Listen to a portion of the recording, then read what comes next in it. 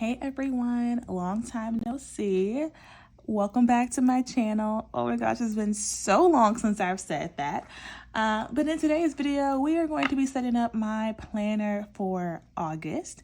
And being fully transparent, we are a couple days into the month already, and I am so late doing this. I have been living off of my Notes app on my phone, and I've been struggling. So this is way overdue. But before I even get in, I want to show you that I am still using the same planner setup that I showed you guys earlier in the year. I have not deviated from that.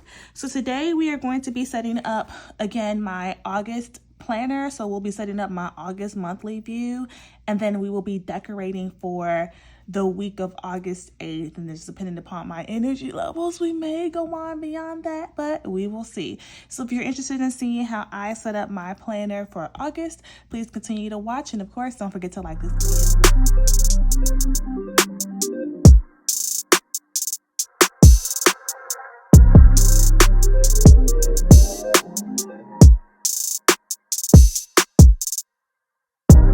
As a reminder, I am using the dated half a letter sized inserts from Cloth and Paper. These are the week on 2 inserts. Yeah, this is the week on 2 inserts. Please excuse my chicken scratch that you will see occasionally throughout this video. This is what the inserts look like. And I did, of course, go ahead and just jot down some important things that are coming up that I'll talk to you guys about a little bit later in the video.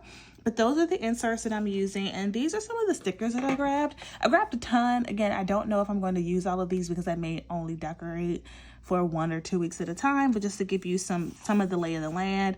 I'm using primarily pink kimono papers and gold mine and cocoa, but we have this one from pink kimono papers, and their site is on here. They're also on Etsy. We have this girl power sticker from gold mine and cocoa, another pink kimono paper spread that I would like to use for the monthly view, same brand. So I am going to do a voiceover while you guys watch me plan, because apparently I can't multitask anymore. So I can't do these things. I couldn't talk while I was putting the stickers down and all of that stuff.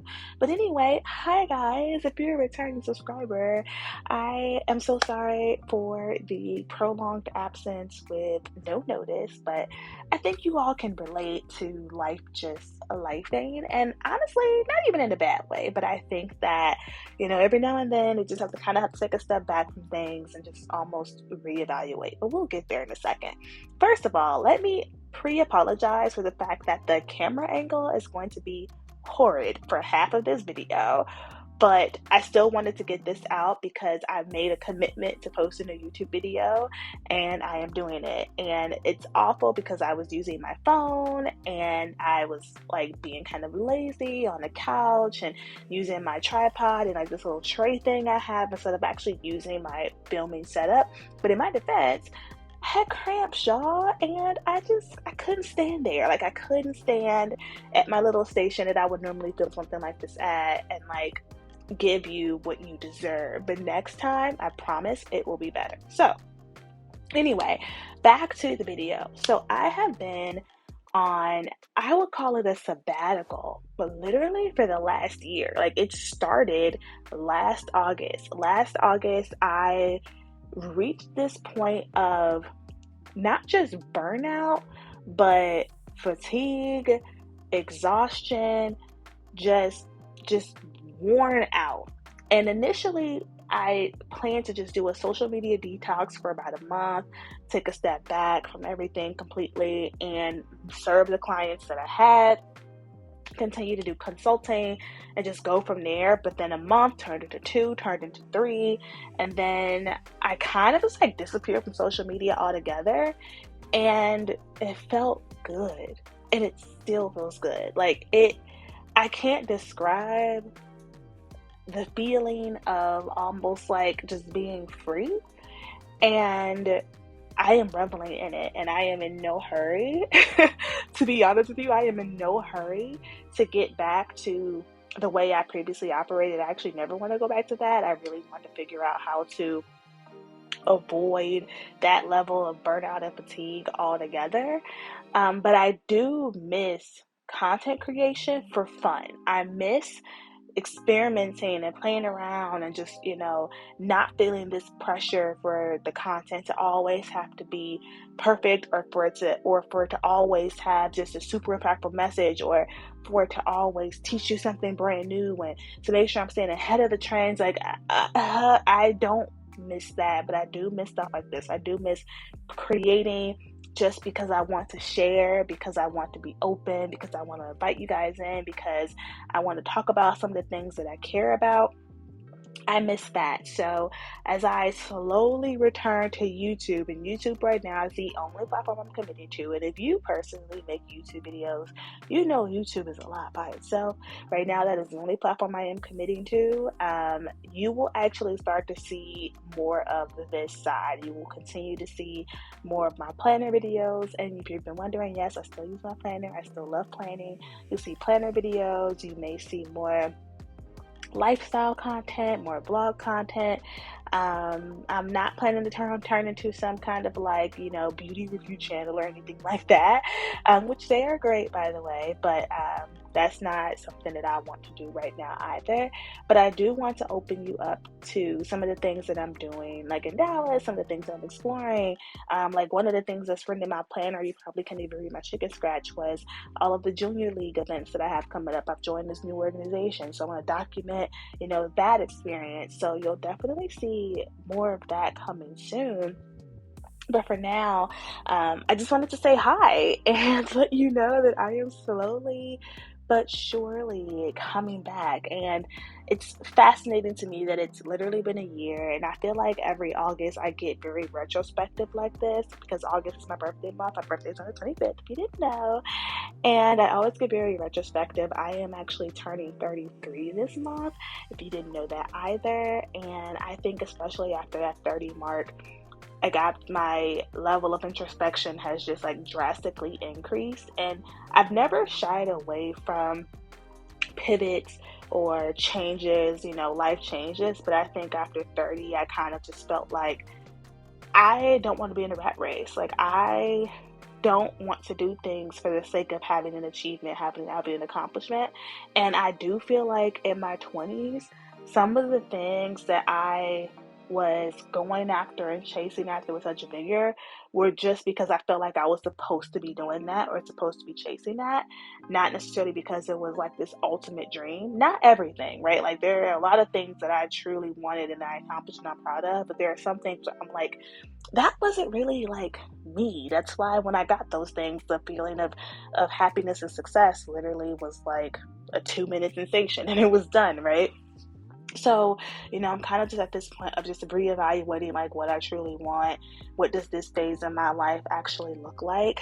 And I will say I am definitely focused a lot more on the personal side than the professional side.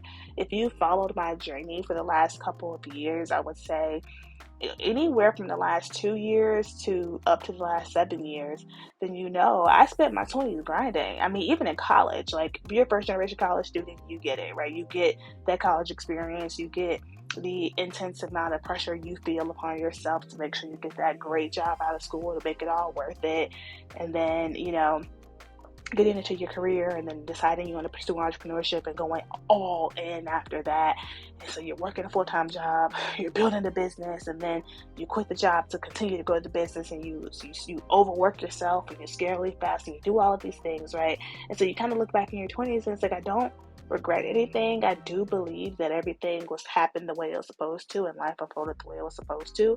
But I can look back and readily admit that I worked way too hard. Like, I grinded like crazy, and a lot of my memories are work memories versus like fun lifelong friendship type of like those we had a time last like type of memories, you know what I mean? And like, I think that there should be a little bit more balance there, where one doesn't necessarily overrule the other, but like they both kind of have like with work-life balance, right? Like they always say, like, there's no such thing as work-life balance. Like, there's just work-life priorities. There's going to be some points in time when work is the priority, other points of time where your personal life is the priority. Well, that's essentially how I feel about life right now, right? Like, I think that in my 20s, work was the priority, and in my 30s, at least at this point of my 30s, I'm really thinking about reprioritizing my personal life, my personal development, my personal interests. I'm really rediscovering who I am and what I enjoy and what I like, and taking my time. Like, I'm on TikTok a lot in terms of consuming content. I do post every now and then, like shopping hauls. So if you like that, follow me. Shira in Dallas is my username. But again, I'm not very consistent over there on purpose because I don't want to be, right? But anyway, I see a lot of these like life transformation videos, and I see women posting things like, here's how to transform your life in 3 months, how to transform your life in 6 months. And while that content is so beautiful and so amazing, and I know for some people it works really, really well, I do not want to rush this. I have no desire to do a 180 in 90 days, because that is going to be yet another full-time job, and it is almost going to again feel like I'm running towards this finish line. I'm back in this rat race, but I'm losing sight of the point, right? Like, life transformation for me doesn't necessarily have a timeline on it. Like, it's going to take as long as it takes.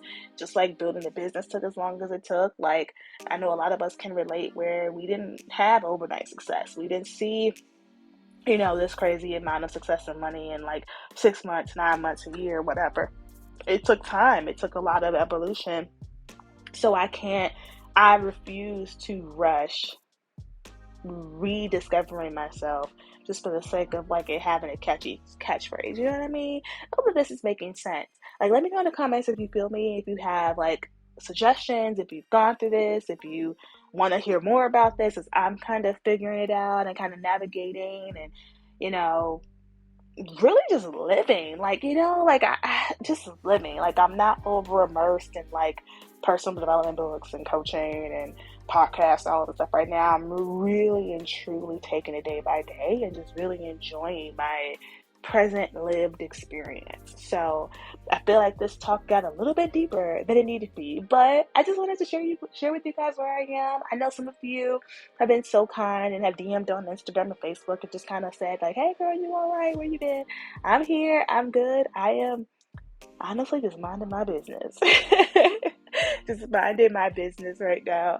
But again, I'm going to wrap this video up here. Thank you all so much for sticking around. If you're a new subscriber, welcome. I will be back really soon with another planner video because I am going to be doing a birthday spread, so stay tuned for that. But again, thank you all so much for watching and have a great rest of your day.